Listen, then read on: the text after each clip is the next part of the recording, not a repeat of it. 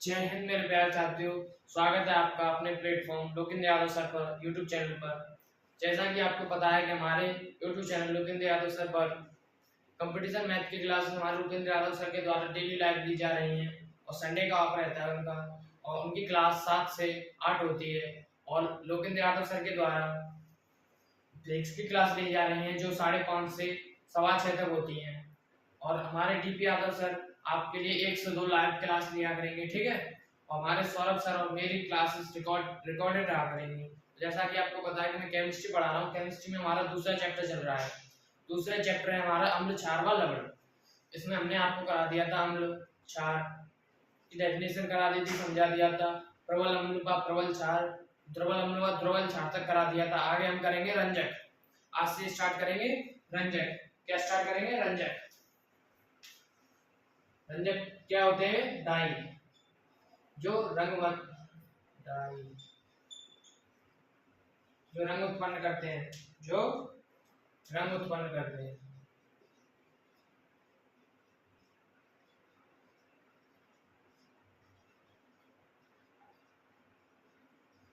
लिखेंगे रंजक उन पदार्थों को कहते हैं, रंजक उन पदार्थों को कहते हैं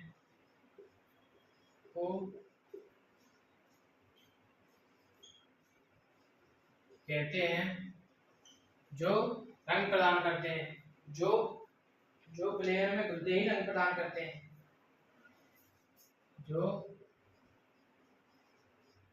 प्लेयर में घुलकर रंग प्रदान करते हैं, घुलकर रंग प्रदान करते हैं, प्रदान करते हैं या उत्पन्न करते हैं, ठीक है।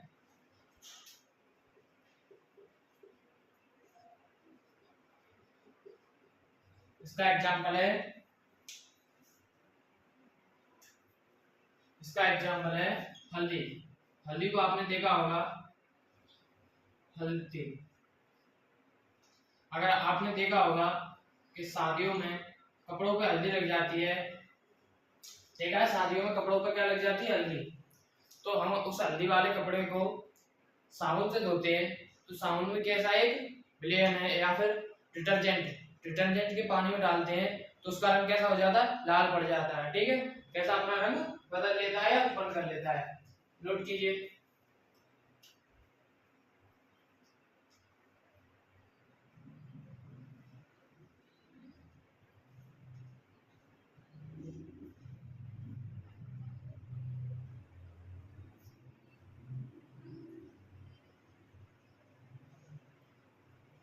अब आगे लिखेंगे हम सूचक।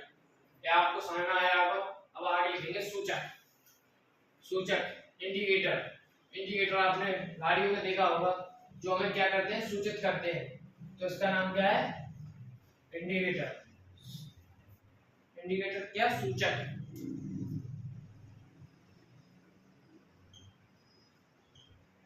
सूचक इसमें लिखेंगे वे रंजक जो रासायनिक पदार्थ में मिलकर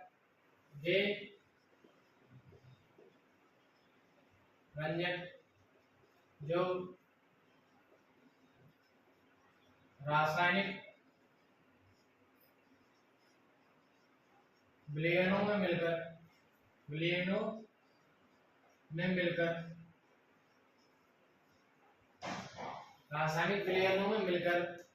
मिलकर पदार्थ की अम्लता व क्षारीयता बताते हैं। क्या?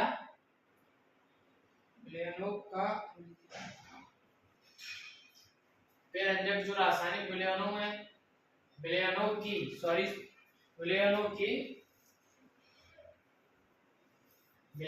की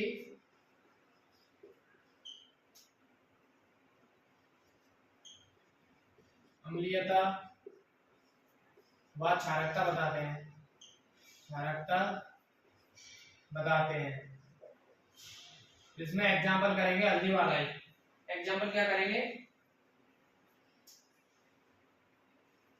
एग्जाम्पल में करेंगे जब हम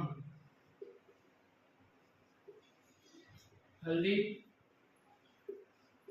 वाले कपड़े को अम्ल में डालते हैं तो वह रंग नहीं बदलता, वह रंग नहीं बदलता।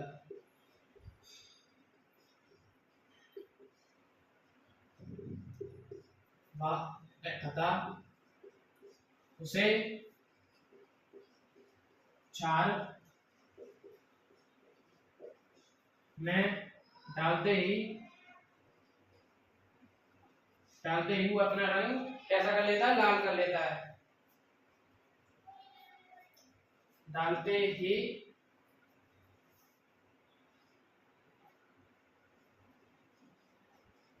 वह अपना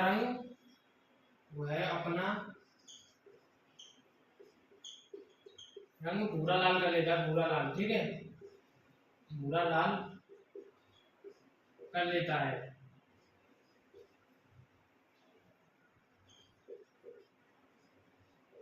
नोट कीजिए, इसमें बताया गया है वे रंजक जो रासायनिक विलयनों की अम्लता व क्षारकता बताते हैं। इसमें बताया गया है विलयनों की अम्लता व क्षारकता बताने के लिए किसका यूज करते हैं, इंडिकेटर्स का।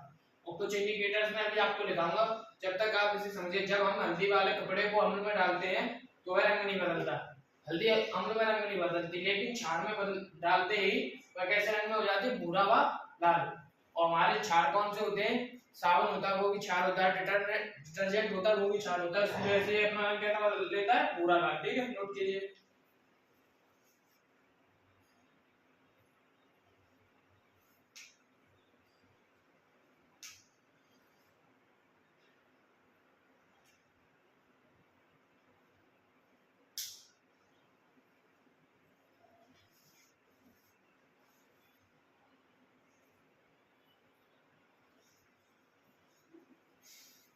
अब मैं आपको एक चार्ट बनवाता हूं, ठीक है, क्या बनवाता हूं, चार्ट, जिससे आप समझेंगे कौन से रंजक कैसा अम्ल में डालते हैं कैसा रंग बदलते हैं, और क्षार में डालते हैं कैसा रंग बदलते हैं। क्या पहले हेडिंग बनाएंगे, रंजक, अम्ल या अम्ल व क्षार।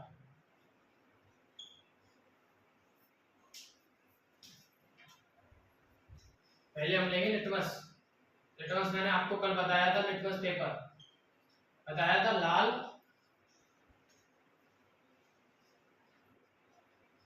कौमा नीला, कैसे, लाल कौमा नीला, ठीक है।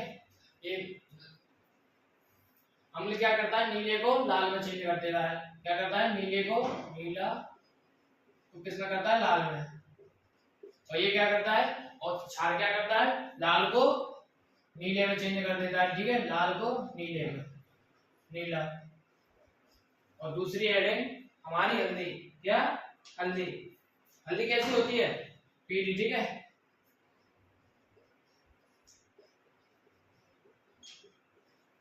हल्दी इसे अम्ल में डालते ही कैसे रंग में हो जाती है, कैसा रंग बदलती है, ये कैसा भी रंग नहीं बदलती, मैंने आपको अभी बताया था। क्या, अम्ल में डालते ही हल्दी अपना रंग नहीं बदलती, कोई बदलाव नहीं होता, ठीक है, कोई बदलाव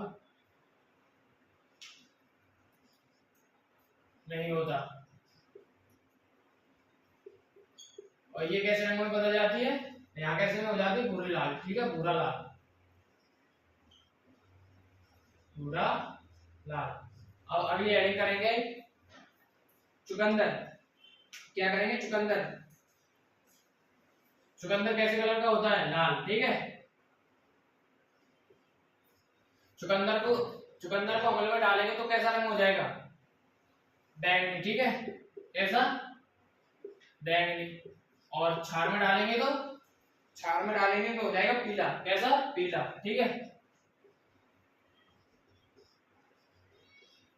अब एक, दो, तीन, चौथा लिखेंगे हम फिनोफ्थैलेन, क्या, फिनोफ्थैलेन, फिथैलिन।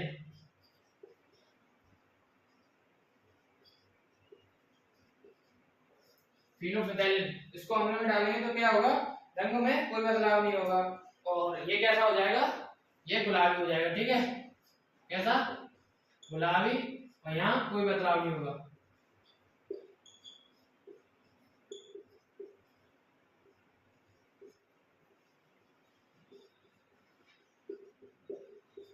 और फिफ्थ होगा, फिफ्थ क्या होगा हमारा, मेथिल ऑरेंज। मेथिल ऑरेंज, ठीक है, ये कैसे कलर का होता है, लाल कलर का, और ये कैसे कलर का होता है, पिंक कलर का। ठीक है, ये इसमें कैसा होगा, अम्ल में डालते ही ये लाल हो जाएगा और यहाँ पीला। ठीक है, इस वाली को याद कर लेना, इस चार्ट को, और नोट कीजिए। चलो सब,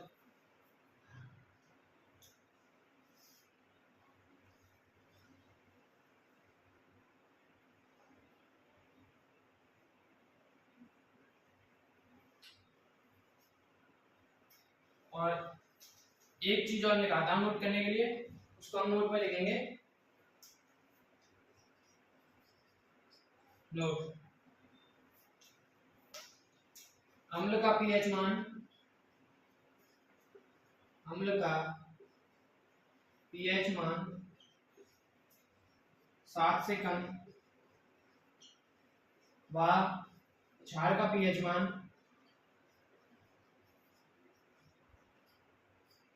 पीएच मान 7 से अधिक होता है। ठीक है,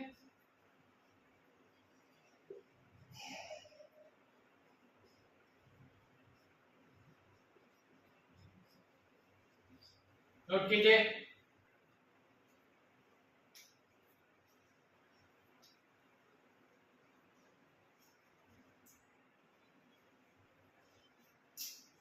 नोट कीजिए, आपको शायद मेरी क्लास समझ में आ रही होगी, समझ में आ रही है तो इस वीडियो में ज़्यादा से ज़्यादा कमेंट करें, जिससे हमें पता चले कि लोग हमारी वीडियो को देख रहे हैं। और अगर आपको हमारी वीडियो अच्छी लगे तो हम कमेंट करना, और हम आपके लिए लाइव क्लासेस भी स्टार्ट कर देंगे कुछ दिनों में। ठीक है, फिर हम भी अपनी क्लास को लाइव लिया करेंगे रिकॉर्डेड की जगह। ठीक है, नोट कीजिए। अब लिखेंगे क्षारक व क्षार में अंतर। ठीक है, क्या लिखेंगे, क्षारक व क्षार में अंतर।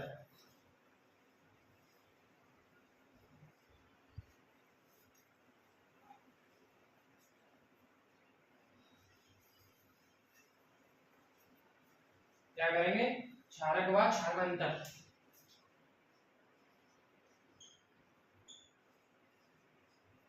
क्षारक व क्षार में अंतर। ठीक है, यहाँ एडिंग करेंगे क्षारक, यहाँ करेंगे क्षार। ठीक है, लिखेंगे इसमें सभी क्षारक जल में विलय नहीं होते, जल में विलय नहीं होते। विलय का मतलब मैंने आपको कल बताया था, जो जल में ना घुले। ठीक है, सभी क्षारक कैसे होते हैं, कैसे नहीं होते, जल में विलय नहीं होते सभी क्षारक। और दूसरी हेडिंग लिखेंगे सभी क्षारक क्षार नहीं होते। ठीक है, सभी क्षारक कैसे नहीं होते, क्षार नहीं होते। ठीक है,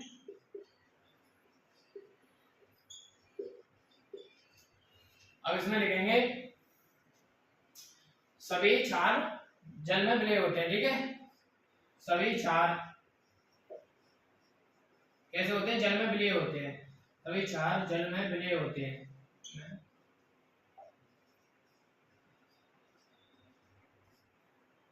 विलय होते हैं। और दूसरी एडिंग करेंगे सभी क्षार क्षारक होते हैं। ठीक है,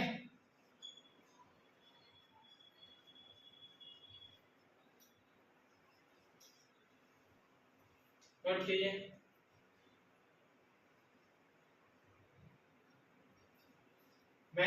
आपका चैप्टर का नाम क्या है? अम्ल क्षार व लवण। अम्ल क्षारक व लवण भी बोल देते हैं। तो इसमें क्षारक व क्षार में अंतर बताया है, ठीक है। ये बस दो अंतर है इसमें। ये क्षारक क्या होते हैं? जो जल में विलय नहीं होते सभी, और ये सभी जल में विलय होते हैं। और सभी क्षारक कैसे नहीं होते? क्षार नहीं होते। लेकिन सभी क्षार कैसे होते हैं? क्षारक होते हैं। नोट कीजिए।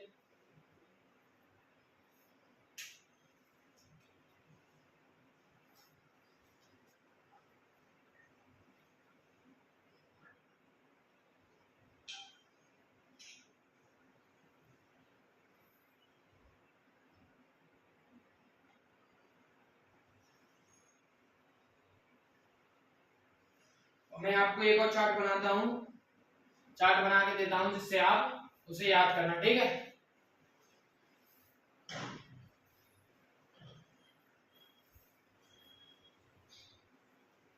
हेडिंग बनाएंगे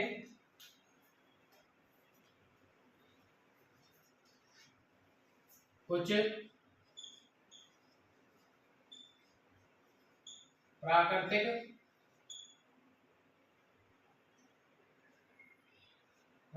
क्षार जिनमें उपस्थित अम्ल, जिनमें उपस्थित अम्ल, ठीक है। लिखेंगे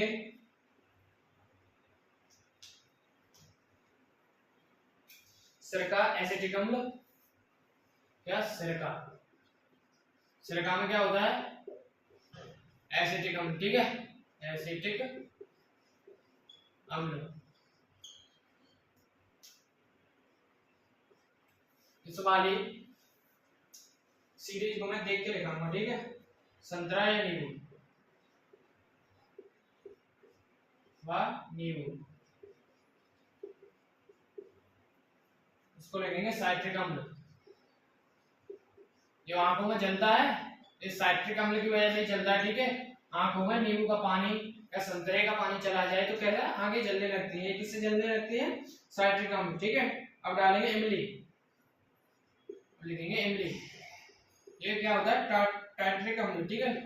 टार्ट्रिक अम्ल,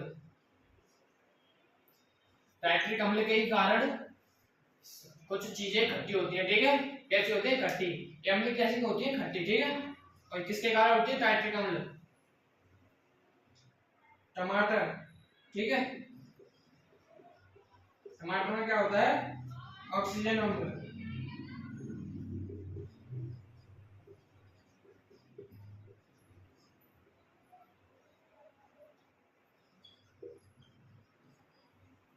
और फोर्थ है खट्टा दूध, फिफ्थ है खट्टा दूध। आपने देखा होगा दूध खट्टा हो जाता है, खट्टा दूध, ठीक है। खट्टे दूध में क्या होता है? लैक्टिक अम्ल।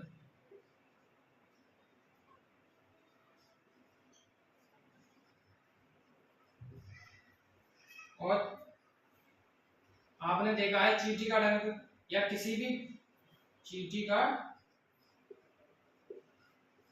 डंक, चींटी डंक मारती है, देखा है आपने? तो कौन सा अम्ल छोड़ती है? फॉर्मुलिक अम्ल या मेथेनॉइक अम्ल, ठीक है।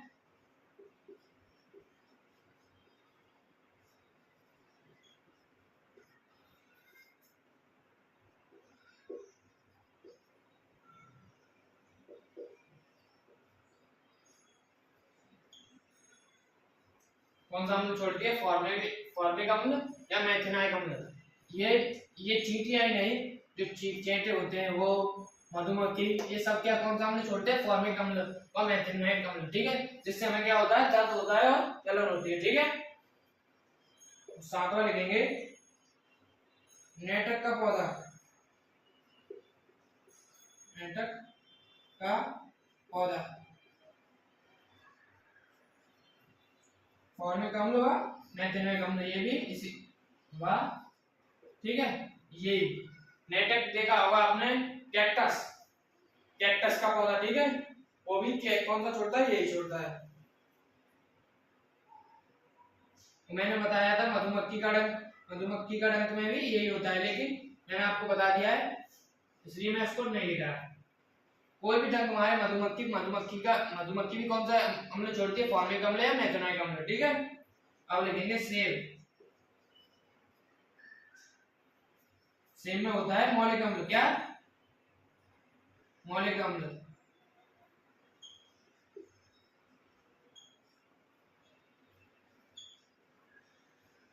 नोट कर।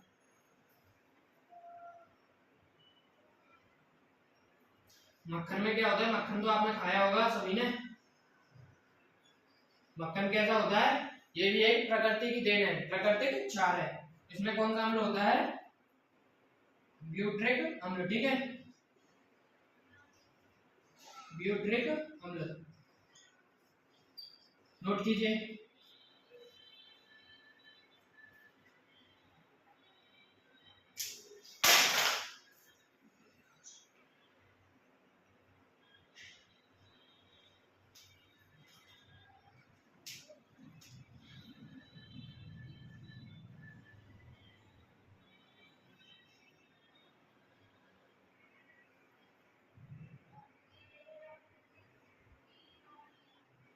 नोट कीजिए।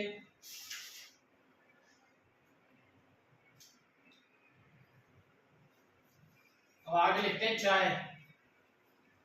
चाय में भी अम्ल होता है। ठीक है, इसलिए वो लोग बोलते हैं कि चाय को हमें ज्यादा नहीं पीना चाहिए। क्या, चाय हमें ज्यादा नहीं पीनी चाहिए। अब कौन सा 10, चाय में होता है टैनिक अम्ल। क्या, टैनिक अम्ल।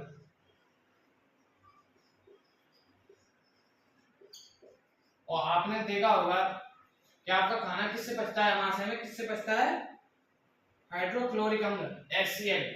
लोगों ने आपसे कहा होगा कि HCl के कारण ही बहुत क्या खाना हमारा बचता है, क्या महाशय, ठीक है। महाशय में कौन सा अम्ल होता है, हाइड्रोक्लोरिक। ठीक है, हाइड्रोक्लोरिक अम्ल। ठीक है,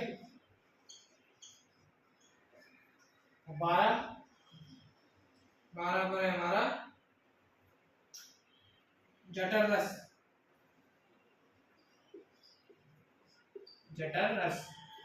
जिसमें होता है गैस्ट्रिक अम्ल। ठीक है,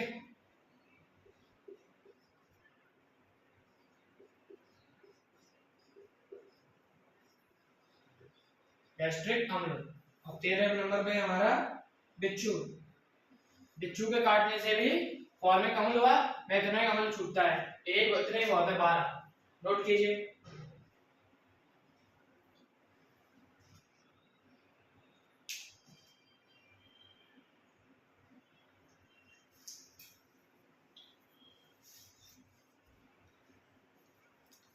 आई होप आपको क्लास समझ आई होगी। अगर आपको क्लास समझ में आई है तो वीडियो को लाइक जरूर करें और शेयर भी कर दें, और हमारे YouTube channel Lokendra Yadav sir को सब्सक्राइब कर लें, और कमेंट में थंब का साइन बनाना ना भूलें। ठीक है, धन्यवाद। और मैं आपको एक बात और बता दूं, किसी भी बच्चे को कुछ डाउट आए तो कमेंट में पूछ ले, नहीं तो मैं आपको एक नंबर देता हूँ, उसको उस पे अपना मैसेज जरूर छोड़ दे। 6357 इस नंबर पे अपना मैसेज छोड़ते हैं। हम आपके मैसेज को देखते ही 10 से 15 मिनट में आपके उस थ्योरी का आंसर दे देंगे। ठीक है, और आज की क्लास हम यहीं तक रखते हैं। मैं अपनी बाड़ी को दूंगा विराम। जय हिंद। ठीक है।